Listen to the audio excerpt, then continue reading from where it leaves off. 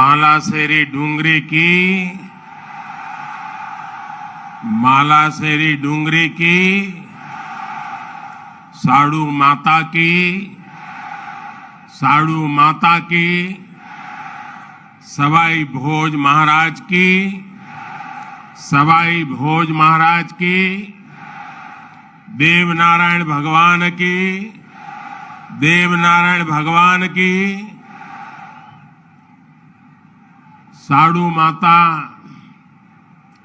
गुर्जरी की ई तपोभूमि महादानी बगड़ावत सुरवीरारी कर्मभूमि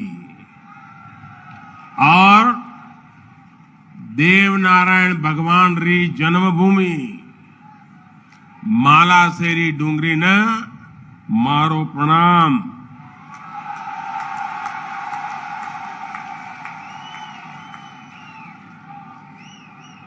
श्री हेमराज जी गुजर, श्री सुरेश दास जी, दीपक पाटिल जी, राम प्रसाद दाबाई जी, अर्जुन मेघवाल जी, सुभाष बहेड़िया जी और देश भर से पधारे मेरे प्यारे भाइयों और बहनों,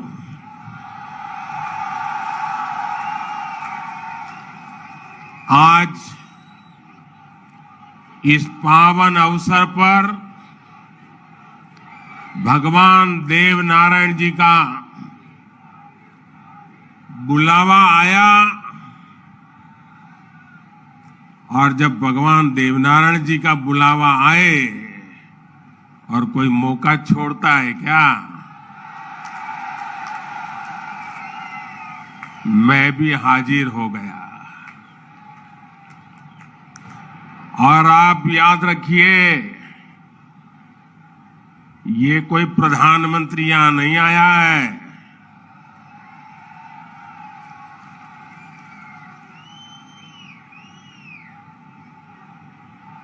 मैं पूरे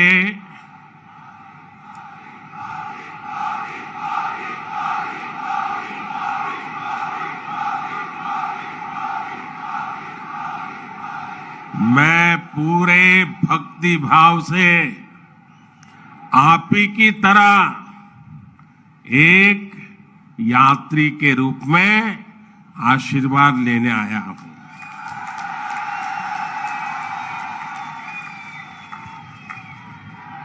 अभी मुझे यज्ञशाला में पूर्णाहुति देने का भी सौभाग्य मिला। मेरे लिए ये भी सौभाग्य का विषय है कि मुझ जैसे एक सामान्य व्यक्ति को आज आपके बीच आकर के भगवान देवनारायण जी का और उनके सभी भक्तों का आशीर्वाद प्राप्त करने का ये पुण्य प्राप्त हुआ है। भगवान देवनारायण और जनता जनार्दन दोनों के दर्शन करके मैं आज धन्य हो गया हूं।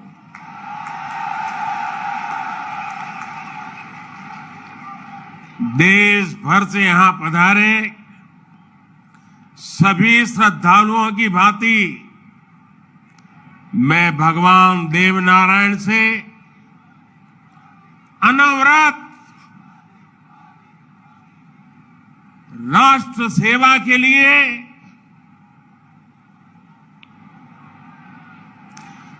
गरीबों के कल्याण के लिए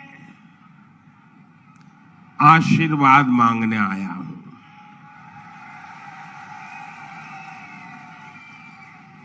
साथियों, ये भगवान देवनारायण का 1111वां अवतरण दिवस है। सप्ताह भर से यहां इससे जुड़े समारोह चल रहे हैं। जितना बड़ा ये अवसर है, उतनी ही भव्यता, उतनी दिव्यता, उतनी ही बड़ी भागीदारी गुर्जर समाज ने सुनिश्चित की है। इसके लिए मैं आप सभी को बधाई देता हूं। समाज के प्रत्येक व्यक्ति के प्रयास की सराहना करता हूं। भाइयों और बहनों, भारत के हम लोग हजारों वर्षों पुराने अपने इतिहास, अपनी सभ्यता, अपनी संस्कृति पर गर्व करते हैं। दुनिया की अनेक सभ्यताएं समय के साथ समाप्त हो गई, परिवर्तनों के साथ खुद को ढाल नहीं पाई। भारत को भी भौगोलिक, सांस्कृतिक, सामाजिक और वैचारिक रूप से तोड़ने के बहुत प्रयास हुए, लेकिन भारत को कोई भी ताकत समाप्त नहीं कर पाई। भारत सिर्फ एक भूभाग नहीं है, बल्कि हमारी सभ्यता की, संस्कृति की, सद्भावना की, संभावना की एक अभिव्यक्ति है। इसलिए आज भारत अपने वैभवशाली भविष्य की नींव रख रहा है। और जानते हैं, इसके पीछे सबसे बड़ी प्रेरणा, सबसे बड़ी शक्ति क्या है? किसकी शक्ति से, किसके आशीर्वाद से? भारत अटल है, अजर है, अमर है। मेरे प्यारे भाइयों और बहनों, ये शक्ति हमारे समाज की शक्ति है। देश के कोटि कोटि जनों की शक्ति है। भारत की हजारों वर्षों की यात्रा में समाज शक्ति की बहुत बड़ी भूमिका रही है। हमारा ये सौभाग्य रहा है कि हर महत्वपूर्ण काल में हमारे समाज के भीतर से ही एक ऐसी ऊर्जा निकलती है जिसका प्रकाश सबको दिशा दिखाता है, सबका कल्याण करता है। भगवान देवनारायण भी ऐसे ही ऊर्जा पुंज थे, अवतार थे, जिन्होंने अत्याचारियों से हमारे जीवन और हमारी संस्कृति की रक्षा की। देह रूप में मात्र 31 वर्ष की आयु बिताकर जनमानस में अमर हो जाना सर्वसिद्ध अवतार के लिए ही संभव है। उन्होंने समाज में फैली बुराइयों को दूर करने का साहस किया, समाज को एकजुट किया, समरसता के भाव को फैलाया। भगवान देवनारायण ने समाज के विभिन्न वर्गों को साथ जोड़कर आदर्श व्यवस्था कायम करने की दिशा में काम किया। यही कारण है कि भगवान देवनारायण के प्रति समाज के हर वर्ग में श्रद्धा है, आस्था है। इसलिए भगवान देवनारायण आज भी लोक जीवन में परिवार के मुखिया की तरह है। उनके साथ परिवार का सुख दुख बांटा जाता है। भाई और बहनों, भगवान देवनारायण ने हमेशा सेवा और जन कल्याण को सर्वोच्चता दी। यही सीख, यही प्रेरणा लेकर हर श्रद्धालु यहां से जाता है।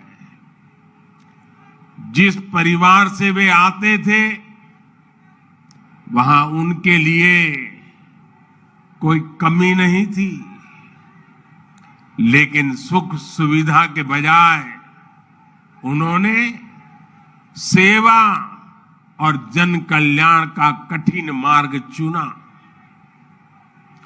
अपनी ऊर्जा का उपयोग भी उन्होंने प्राणी मात्र के कल्याण के लिए किया। भाई और बहनों, भला जी भला, देव भला।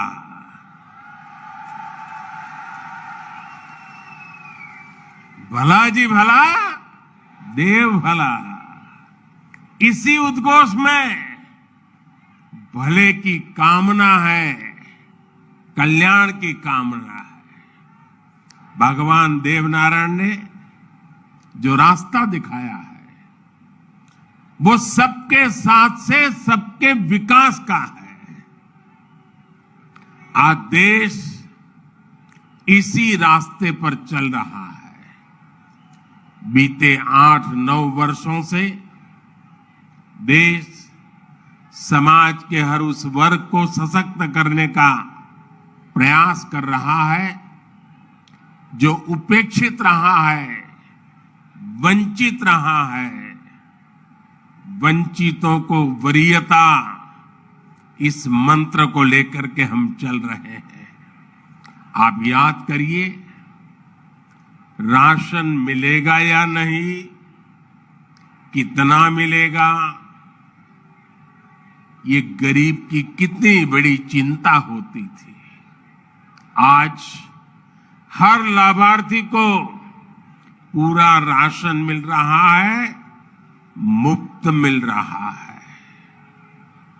अस्पताल में इलाज की चिंता को भी हमने आयुष्मान भारत योजना से दूर कर दिया है। गरीब के मन में घर को लेकर टॉयलेट, बिजली, गैस कनेक्शन को लेकर चिंता हुआ करती थी, वो भी हम दूर कर रहे हैं। बैंक से लेन देन भी कभी बहुत ही कम लोगों के नसीब होती थी। आज देश में सभी के लिए बैंक के दरवाजे खुल गए हैं। साथियों, पानी का क्या महत्व होता है, ये राजस्थान से भला बेहतर कौन जान सकता है। लेकिन आजादी के अनेक दशकों बाद भी देश के सिर्फ 3 करोड़ परिवारों तक ही नल से जल की सुविधा थी। 16 करोड़ से ज्यादा ग्रामीण परिवारों को पानी के लिए संघर्ष करना पड़ता था। बीते 3.5 वर्षों के भीतर देश में जो प्रयास हुए हैं, उसकी वजह से अब 11 करोड़ से ज्यादा परिवारों तक पाइप से पानी पहुंच चुक लगा है। देश में किसानों के खेत तक पानी पहुंचाने के लिए भी बहुत व्यापक काम देश में हो रहा है। सिंचाई की पारंपरिक योजनाओं का विस्तार हो या फिर नई तकनीक के सिंचाई, किसान को आज हर संभव मदद दी जा रही है। छोटा किसान जो कभी सरकारी मदद के लिए तरसता था, उसे भी पहली बार पीएम किसान सम्मान निधि से सीधी मदद मिल रही है। यहां राजस्थान में भी किसानों को पीएम किसान सम्मान निधि के तहत 15,000 करोड़ रुपए से अधिक सीधे उनके बैंक खातों में भेजे गए हैं। साथियों, भगवान देवनारायण ने गौ सेवा को समाज सेवा का, समाज के सशक्तिकरण का माध्यम बनाया था। बीते कुछ वर्षों से देश में भी गौ सेवा का ये भाव निरंतर सशक्त हो रहा है। हमारे यहाँ पशुओं में खुर और मुंह की बीमारियां, खुरपका और मुंहपका कितनी बड़ी समस्या थी, ये आप अच्छी तरह जानते हैं।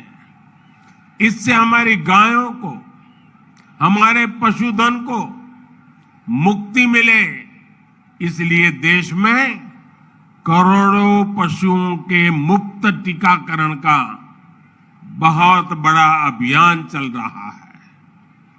देश में पहली बार गौ कल्याण के लिए राष्ट्रीय कामधेनु आयोग बनाया गया है। राष्ट्रीय गोकुल मिशन से वैज्ञानिक तरीकों से पशुपालन को प्रोत्साहित करने पर बल दिया जा रहा है।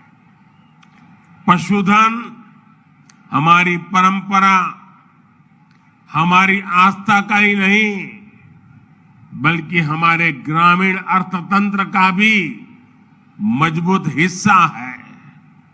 इसलिए पहली बार पशुपालकों के लिए भी किसान क्रेडिट कार्ड की सुविधा दी गई है। आज पूरे देश में गोवर्धन योजना भी चल रही है। ये गोबर सहित खेती से निकलने वाले कचरे को कंचन में बदलने का अभियान है। हमारे जो डेयरी प्लांट है, वे गोबर से पैदा होने वाली बिजली से ही चले, इसके लिए भी प्रयास किए जा रहे हैं। साथियों, पिछले वर्ष स्वतंत्रता दिवस के अवसर पर मैंने लाल किले से पंच प्राणों पर चलने का आग्रह किया था। उद्देश्य यही है कि हम सभी अपनी विरासत पर गर्व करें, गुलामी की मानसिकता से बाहर निकले और देश के लिए अपने कर्तव्यों को याद रखें। अपने मनुष्यों के दिखाए रास्तों पर चलना और हमारे बलिदानियों, हमारे शूरवीरों के शौर्य को याद रखना भी इसी संकल्प का हिस्सा है। राजस्थान तो धरोहरों की धरती है। यहां सृजन है, उत्साह और उत्सव भी है, परिश्रम और परोपकार भी है। शौर्य यहां घर घर के संस्कार है। रग राग राजस्थान के पर्याय है। उतना ही महत्व यहां के जन जन के संघर्ष और संयम का भी है। ये प्रेरणा स्थली भारत के अनेक गौरवशाली पलों की, व्यक्तित्वों की साक्षी रही है।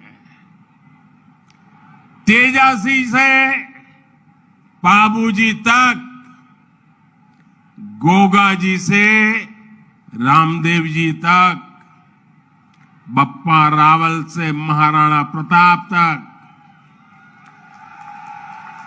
यहां के महापुरुषों, जननायकों, लोक देवताओं और समाज सुधारकों ने हमेशा देश को रास्ता दिखाया है। इतिहास का शायद ही कोई कालखंड है जिसमें इस मिट्टी ने राष्ट्र के लिए प्रेरणा न दी हो। इसमें भी गुर्जर समाज शौर्य, पराक्रम और देशभक्ति का पर्याय रहा है। राष्ट्र रक्षा हो या फिर संस्कृति की रक्षा, गुर्जर समाज ने हर कालखंड में प्रहरी की भूमिका निभाई है। क्रांतिवीर भूप सिंह गुर्जर, जिन्हें विजय सिंह पथिक के नाम से जाना जाता है, उनके नेतृत्व में बिजोलिया का किसान आंदोलन आजादी की लड़ाई में एक बड़ी प्रेरणा था। कोतवाल धन सिंह जी और जोगराज सिंह जी ऐसे अनेक योद्धा रहे हैं जिन्होंने देश के लिए अपना जीवन दे दिया। यही नहीं, राम प्यारी गुर्जर, पन्ना धाय जैसी नारी शक्ति की ऐसी महान प्रेरणाएं भी हमें हर पल प्रेरित करती है। ये दिखाता है कि गुर्जर समाज की बहनों ने, गुर्जर समाज की बेटियों ने कितना बड़ा योगदान देश और संस्कृति की सेवा में दिया है। और ये परंपरा आज भी निरंतर समृद्ध हो रही है।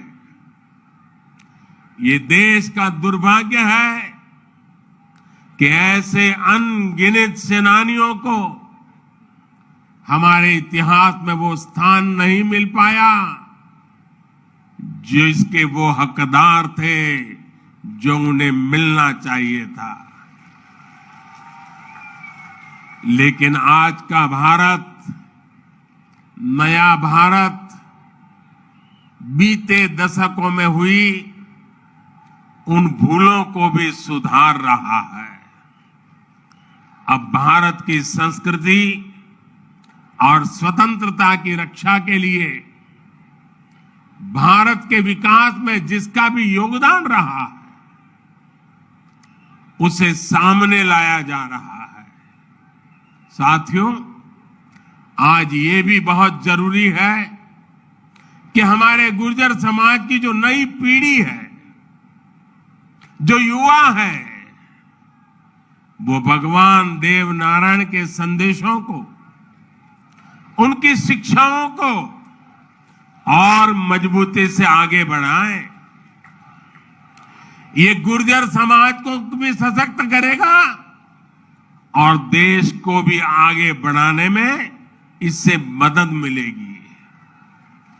साथियों, 21वीं सदी का ये कालखंड भारत के विकास के लिए, राजस्थान के विकास के लिए बहुत अहम है।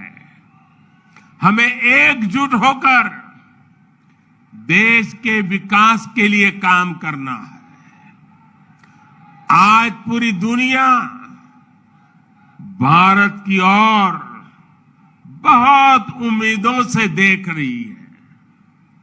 भारत ने जिस तरह पूरी दुनिया को अपना सामर्थ्य दिखाया है, अपना दमखम दिखाया है,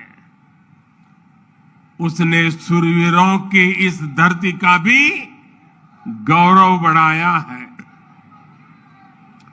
आज भारत दुनिया के हर बड़े मंच पर अपनी बात डंके की चोट पर कहता है। आज भारत दूसरे देशों पर अपनी निर्भरता कम कर रहा है। इसलिए ऐसी हर बात जो हम देशवासियों की एकता के खिलाफ है, उससे हमें दूर रहना है। हमें अपने संकल्पों को सिद्ध कर दुनिया की उम्मीदों पर खरा उतरना है। मुझे पूरा विश्वास है कि भगवान देव नारायण जी के आशीर्वाद से हम सब जरूर सफल होंगे। हम कड़ा परिश्रम करेंगे, सब मिलकर के करेंगे। सबके प्रयास से सिद्धि प्राप्त होके रहेगी। और ये भी देखिए कैसा संयोग है, भगवान देवनारायण जी का 1111वां अवतरण वर्ष। उसी समय भारत की G20 की अध्यक्षता, और उसमें भी भगवान देवनारायण का अवतरण कमल पर हुआ था।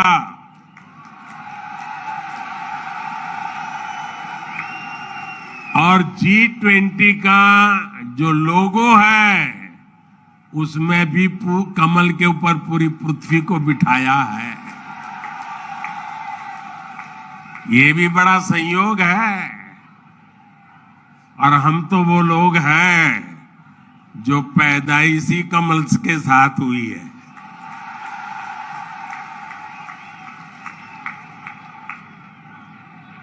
और इसलिए हमारा आपका नाता कुछ गहरा है।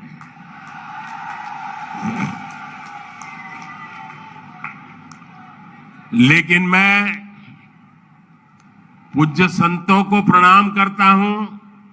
इतनी बड़ी तादाद में यहां आशीर्वाद देने आए हैं।